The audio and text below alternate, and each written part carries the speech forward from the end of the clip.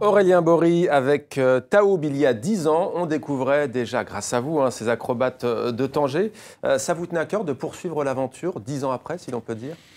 Oui, complètement, parce que cette aventure, elle est très belle et complètement improbable.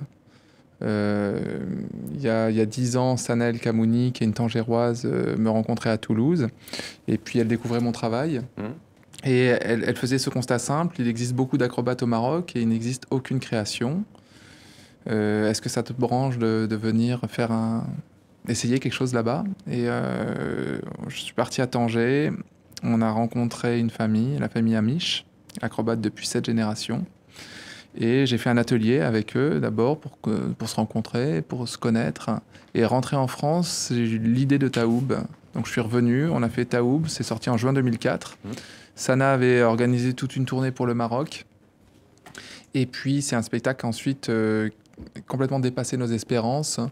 On a joué, j'ai appelé quelques directeurs de théâtre, directeurs de festivals en France.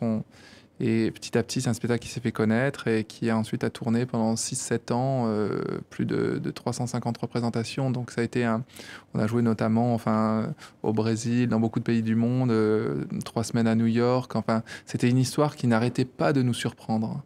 Et je crois aussi c'était parce que Taoub, c'était la première écriture contemporaine d'acrobatie marocaine. C'est-à-dire ce mélange entre une pratique traditionnelle, qui est l'acrobatie marocaine, qui est unique en son genre, qui est une acrobatie unique au monde. Enfin, unique au monde, pas dans le sens où... mais je veux dire différente. Ouais. Il existe cette acrobatie-là au Maroc, ça n'existe pas dans les pays limitrophes, etc. Donc c'est dans son histoire, déjà, c'est assez étonnant. Et puis l'écriture contemporaine, c'est-à-dire que c'est pas un spectacle d'acrobatie marocaine, en fait.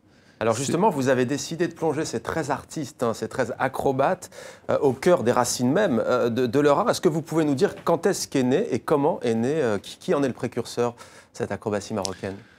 Oui, parce qu'avec Taoub, j'avais fait un premier spectacle et ensuite j'avais l'impression qu'on ne s'était pas tout dit. Et 10 ans après, j'ai voulu revenir vers eux en disant on va faire Azimut.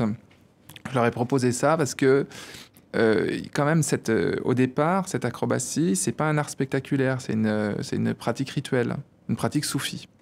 Et d'ailleurs, au Maroc, on appelle les acrobates les enfants de Sidi Ahmed Moussa. C'est comme ça qu'on les désigne, Oulad Sidi Ahmed Moussa. Et déjà, cette désignation, je la trouve très belle. Et Sidi Ahmed Moussa, c'était un sage soufi du XVIe siècle, donc je me suis énormément, j'ai lu tout ce qu'on pouvait lire sur cet illustre personnage. J'essayais de beaucoup réfléchir, mais ça m'intéressait de dire, finalement, alors l'acrobatie marocaine, de la voir comme une voix, en fait, une voix soufie, une mystique soufie.